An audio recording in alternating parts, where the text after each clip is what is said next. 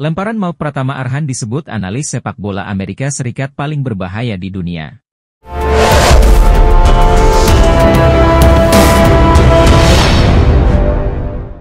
Analis sepak bola Amerika Serikat, AS, Ben Griffiths, memberikan pujian kepada fullback kiri timnas Indonesia, Pratama Arhan. Ia mengatakan, lemparan maut Pratama Arhan sebagai salah satu yang paling berbahaya di dunia. Ben Griffiths angkat bicara setelah menyaksikan laga timnas Indonesia versus timnas Vietnam di matchday ketiga grup F kualifikasi Piala Dunia 2026 zona Asia, Kamis 21 Maret 2024. Ia takjub melihat lemparan Pratama Arhan begitu jauh. Dalam laga semalam, Pratama Arhan masuk di awal babak kedua menggantikan Nathan Choeaon. Ia masuk ketika skor masih sama kuat 0-0. Ketika Pratama Arhan masuk, timnas Indonesia lebih berani melakukan serangan, hasilnya positif di menit 52. Lemparan maut Pratama Arhan membuat kegaduhan di pertahanan timnas Vietnam. Bola liar kemudian dimanfaatkan Egy Maulana Fikri untuk membobol gawang timnas Vietnam kawalan Philip Nguyen. Lemparan jauh merupakan sangat berbahaya, bisa dibilang ini, lemparan Pratama Arhan, merupakan salah satu yang berbahaya di dunia, kata Ben Griffiths, mengutip dari akun X B Griffiths. Bahkan kiper timnas Argentina, Emiliano Martinez, hampir kebobolan karena lemparan Pratama Arhan setelah sundulan Elkan Bagot. Media Argentina bahkan menyebut Pratama Arhan sebagai El Loco alias si gila karena memiliki lemparan maut. Mantan pelatih timnas Vietnam, Park Hang-seo angkat topi untuk timnas Indonesia usai sukses kalahkan Vietnam dengan skor 1-0 dalam lanjutan grup F putaran kedua kualifikasi Piala Dunia 2026 zona Asia. Dia mengakui kehebatan timnas Indonesia dalam laga tersebut. Hang-seo mengaku sudah memprediksi Vietnam akan kesulitan menghadapi timnas Indonesia. Menurutnya, skuad Garuda berhasil mengantisipasi seluruh upaya serangan dari The Golden Star Warriors, julukan timnas Vietnam. Kita tahu bahwa Indonesia yang sekarang lebih berbahaya, Indonesia sekarang diisi pemain hebat, dan yang benar-benar bisa mengantisipasi segala sesuatu yang akan terjadi di lapangan, kata Park Hang-seo usai pertandingan selesai. Meski demikian, Park Hang-seo mengklaim Vietnam mampu mengontrol laga pada babak pertama.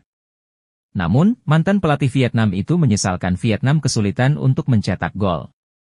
Di babak pertama main bagus, mengontrol laga, dan Indonesia tidak memiliki peluang untuk menyerang, dan Vietnam berada di posisi yang bagus, dan juga bisa menerapkan transisi dengan bagus, tapi tak bisa mencetak gol, tutur pelatih berusia 66 tahun tersebut.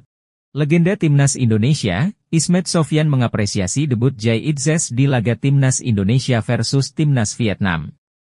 Ismet Sofyan menyebut pemain Venesia itu tampil sangat bagus. Pemain baru timnas Indonesia, Jay Itzes sangat baik saat menghadapi para pemain dari Vietnam, kata Ismet Sofyan. Jay terlihat sangat bagus. Dia juga baru datang sehingga namun permainannya seperti senior di timnas, sambungnya. Permainan kelas Eropa telah dimainkan oleh Jay, semoga para pemain kita, lokal, bisa mengikuti dan mempelajari permainan sepertinya, tegas mantan bek timnas Indonesia tersebut. Pemain timnas Indonesia, Ragnar Oratmangoen mengaku siap bermain di posisi manapun. Ia menilai pelatih timnas Indonesia, Shin Tae-yong tahu posisi apa yang terbaik baginya, sehingga jika nantinya ia dipasang sebagai striker, maka Ragnar mengaku siap. Timnas Indonesia mendapatkan tambahan kekuatan dengan resminya Ragnar Oratmangoen menjadi warga negara Indonesia, WNI. Posisi utama Ragnar selama ini merupakan winger kiri, tapi juga bisa menjadi gelandang serang saat membela Fortuna Sittard.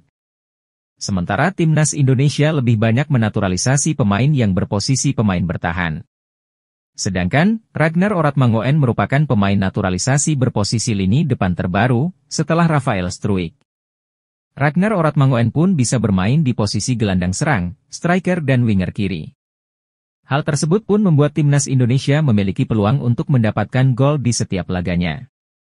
Sementara Ragnar Oratmangoen mengaku tak peduli bermain di posisi manapun, karena yang menentukannya adalah pelatih. Namun, ia berharap bisa membantu tim mendapatkan hasil bagus saat diberikan kesempatan bermain. Pelatih yang menentukan di mana kita ditempatkan dan pelatih juga yang tahu apa yang terbaik untuk tim, jadi bagi saya tak ada masalah untuk bermain sebagai striker.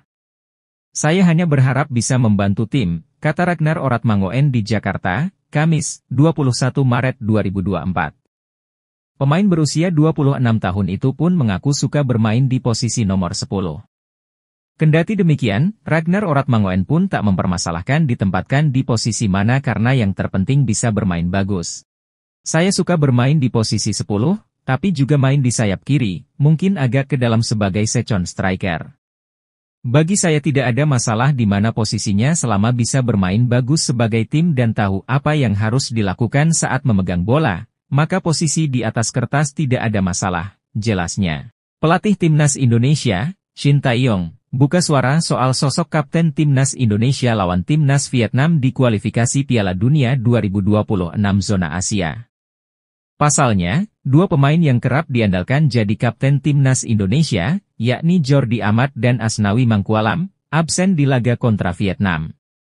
Iya, Timnas Indonesia akan menjamu Vietnam di Stadion Utama Gelora Bung Karno, SUGBK, Jakarta, Rabu, 20 Maret 2024. Pukul 20.30 waktu Indonesia Barat. Laga ini merupakan matchday ketiga laga lanjutan Grup F putaran kedua kualifikasi Piala Dunia 2026 zona Asia. Jelang laga tersebut, sosok kapten Timnas Indonesia masih menjadi teka-teki. Pasalnya, Asnawi Mangkualam absen karena akumulasi kartu. Sementara Jordi Amat yang merupakan wakil kapten juga harus absen lantaran cedera. Shin Tae-yong pun tidak membocorkan soal sosok kapten Timnas Indonesia untuk laga besok. Meskipun, muncul spekulasi kalau Sandy Walsh yang akan menjadi kapten lantaran menghadiri sesi konferensi pers jelang laga esok.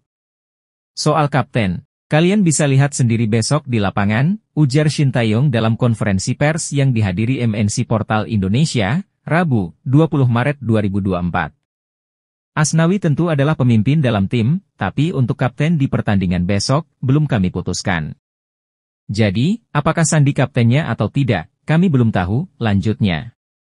Sementara itu, Shin Tae-yong menyatakan telah mempersiapkan Timnas Indonesia dengan sangat baik jelang lawan Vietnam.